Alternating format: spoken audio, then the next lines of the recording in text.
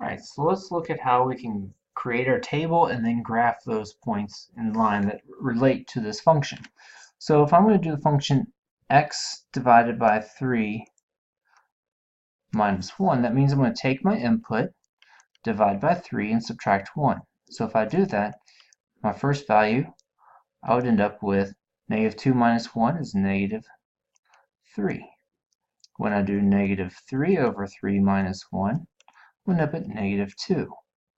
When I get 0 minus 1, that's going to give me negative 1. When I do 3 over 3 minus 1, that gives me 0. And if I do 6 over 3 minus 1, that will end up at 1. So I'm going to plot those 5 points.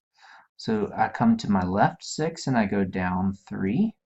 Then I'm going to come to left 3 down to negative 2. Then I go to 0, negative 1.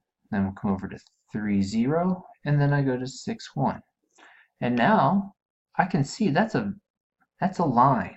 And what I want to do is I want to make sure it goes through my points here to follow that line. And it's got a little bit of a snap, but it's fairly close. So you can see there that I've got a slope of what looks like a positive 1/3, and it goes through the y-intercept of negative 1. So that would be 1/3 x minus 1, which follows exactly with my function. So it is doing what I need. Now, the next example or activity gave you all the points and then asked you to actually create the line. So I don't need to technically plot all 4 points. I can do it with just 2 points, and then I can draw the line through the 2 points. But I could plot all 4 if I want. So I've got 4, 0, and I've got 8, 3. And from there, I can plot everything else. I could do 12, 6, and I can do 16, 9 if I want. But I can also just come here and create my line through these points. And I'll make sure, give this line, it should be a second arrow. And so there would be pretty much what I'm going through. If I can see here, something that's nice is if I draw my line out using a straight edge, I'm going to hit my y-intercept. And I can see that my y-intercept here should be negative 3. But let's calculate it out and find the equation of this line. So from the graph, as I just said, here's my y-intercept, 0, negative 3. In my slope, my rise, I'm going up 3 and over 4. So my slope would be rise over run. So just based on my graph, I can see that this should be 3/4 x minus 3. But let's calculate it and see if we get the same thing. So again, I want to look and see how much am I changing. From one term to the next, I'm going up 4 on my x's, and my y's are increasing by 3. So I know that my slope, based on these values, is 3/4. And then if I do y equals 3/4 x plus b, I can choose any of my ordered pairs to plug in for x and y and find my y-intercept. So I'm going to choose just my first ordered pair. So I'm going to plug 0 equals 3/4 times 4 plus b. If I simplify that, 0 equals 3 plus b. So I want to get my b value by itself is negative 3. And if I write my equation of line with all my information, I again will end up with y equals 3/4 x minus 3. So it tells me my slope and where do I cross the y-axis. All right, let's look at the next one. Again, I don't have to plot all the points, but I can plot as many of them as I wish. So I have negative 3, positive 12,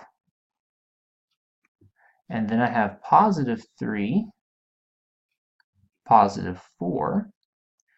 And I could plot the next one if I want, but that's enough information for me to be able to create my line. I'm going to go through, make it so that it's my arrows.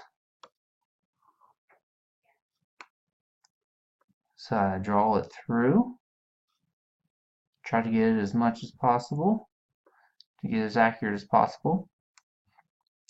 And I can see from this, just by approximation, even with this, is that I'm going to cross right around 0, 8.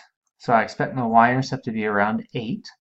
And I would say that my rise and run, if I look here, I'm going across 3 and I'm coming down 4, so a -4. So my slope is -4/3. Now I can go through and try to calculate this out using the table as well. So if I look, my x values are increasing by 6 each time, and my y values are decreasing by 8. So I'm going to do -8, -8, -8. That means that my slope is decreasing my rise by -8, my x's are increasing by +6, and if I simplify that, that's -4/3, which matches what I find from my graph. So again, I know that y equals -4/3 x plus my y-intercept, b. I can choose any of the points. This time, I'm going to choose 3, 4. So that means I'm going to plug 4 in for y, and 3 in for x, and solve for my y-intercept. So this gives me 4 equals -4 plus b. And if I add 4 to both sides, I get that my y-intercept is 8. So my equation of a line, as I had said before, should be -4/3 x plus 8. So I can see it both from the graph as well as from calculating it through the table. Now the third problem here, or final problem here, asks to look at a real-world problem, which was that I have $6 for each bag of coffee plus $4 shipping no matter how many bags ordered. So if I think about my first bag would be 6 plus 4, which is 10. My second bag would be 6 times 2 bags plus 4, and that's 16. And then it would be 6 plus times 3 bags plus 4 equals, I'm going to add 6 to that, so that would be 23. And then I'd have 6 times 4 bags plus the $4 in shipping would be $27. Now I can't plot all these points, but I can plot some of them. Here's the 110. I can do 216. And if I want to do 3 to 23, and here's even 4 up to 27. And then I can draw my line through them. Make sure I get my double arrows here.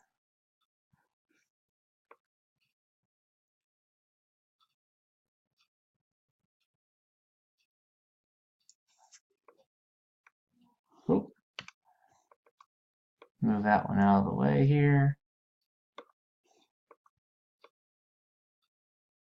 And I've got my points just, my circles don't look perfect for my points, but they're pretty darn close. And I can see that I'm hitting right here, my y-intercept is 0, 4. And if I calculate my slope, I can see I'm going over 1 and I'm going up 6. So I can calculate there that my equation would be y equals 6x plus 4. Now, and it's linear because I've got that constant slope from one point to the next. And if I think about how did I calculate the costs, I can see that it sets up this. 6 times 1 plus 4, 6 times 2 plus 4, 6 times 3 plus 4 is how I'm calculating each of those functions. So I can go through again and calculate it using the slope-intercept form, but I can also use the graph and the table that I just created to see that very equation.